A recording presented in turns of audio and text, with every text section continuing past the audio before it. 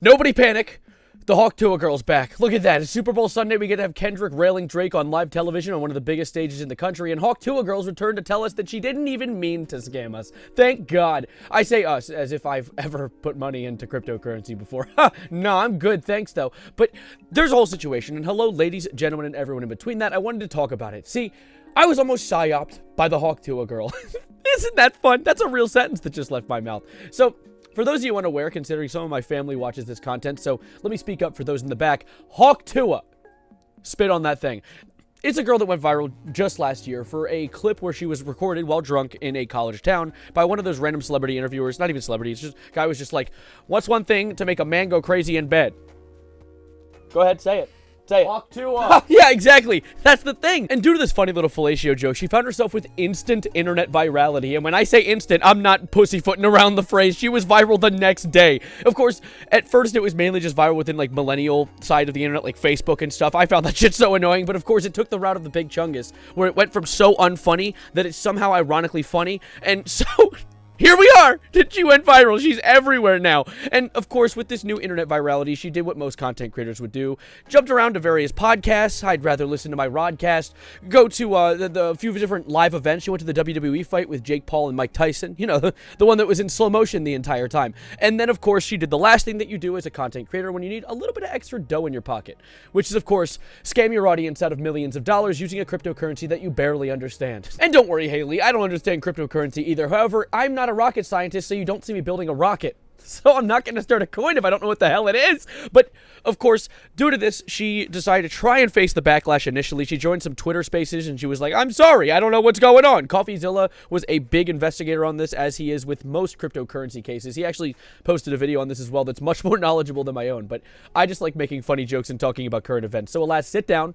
Like the video, buckle up, bitch. We're gonna get into this. So, of course, at the end of the entire backlash, she essentially dipped out. She noped out. She ran because she did, of course, she was like talking to being like, I don't know what's going on. Like, why are you being so mean to me? Everyone's angry at me. I only stole millions of dollars. I don't know what's going on. And her last thing, the last words that ever left her mouth online were, I'm gonna go to bed and I'll see you tomorrow. And I guess she must be living on a separate planet because her concept of tomorrow and my concept of tomorrow are only slightly different because she vanished off the internet for 2 entire months. But don't worry, she's back again. There was a tweet that was dropped initially. And by the way, her reappearance on the internet was like a Bigfoot spotting. It was slow but sure because it came through a leak.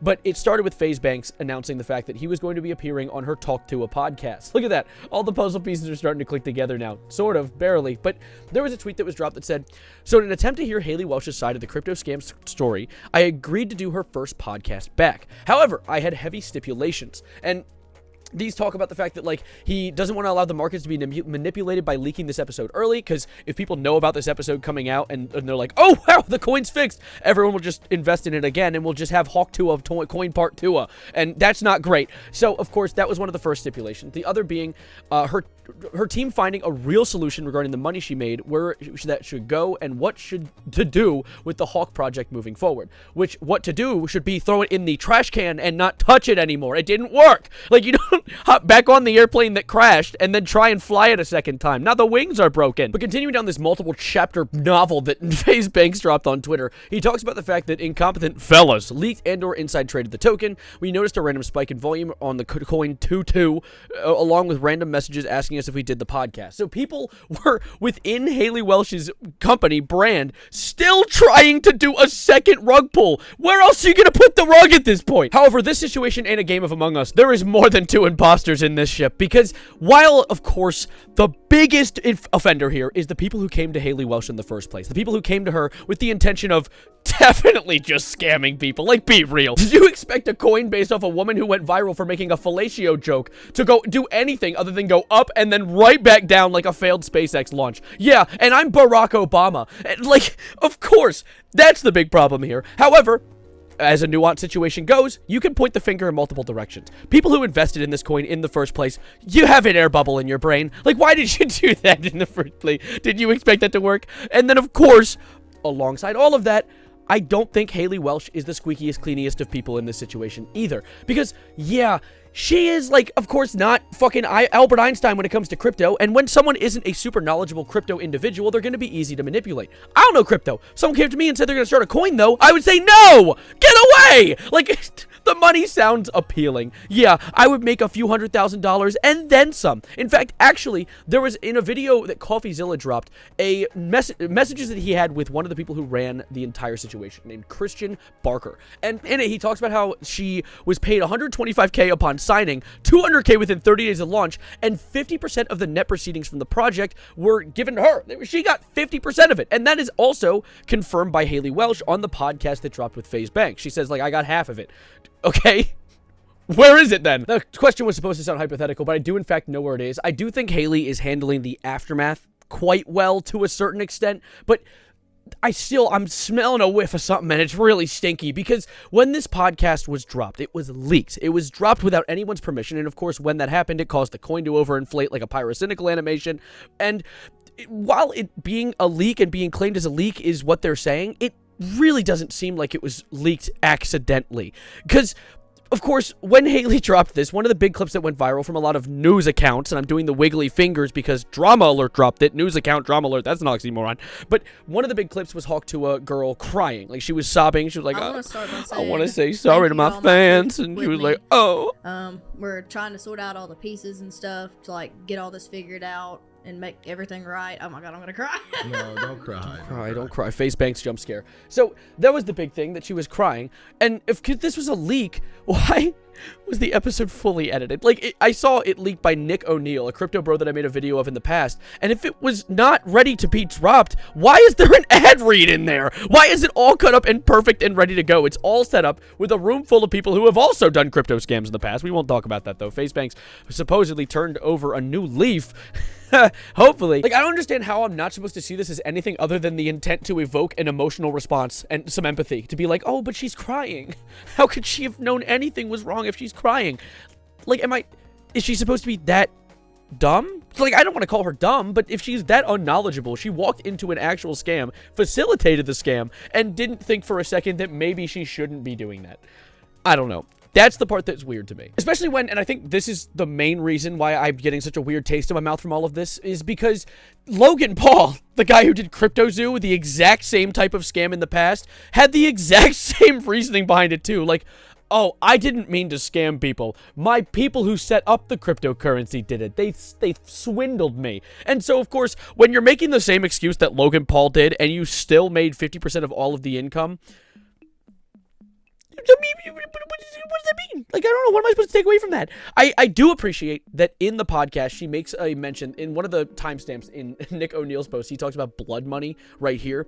In that timestamp, she talks about the fact that that money feels like blood money and she doesn't want to keep it. So she's going to put it back into circulation in the coin. A really good idea if you want to do a fucking cryptocurrency rug pull part 2. I don't know why they keep trying to fuel this. Like, I don't see us going down to the bottom of the ocean to resail the Titanic into another iceberg. It's just not a good idea. So, of course, I don't know why they're trying to bring this coin back to life, especially since it was created by scammers, put together by scammers, and run by scammers. I mean, I guess that, like, Faze Banks said he's going to get his team, who's running its own cryptocurrency, to vet Haliey Welch's new team to try and get it all set up together. But you clearly suck at Among Us because the podcast got leaked, so something's not being vetted properly.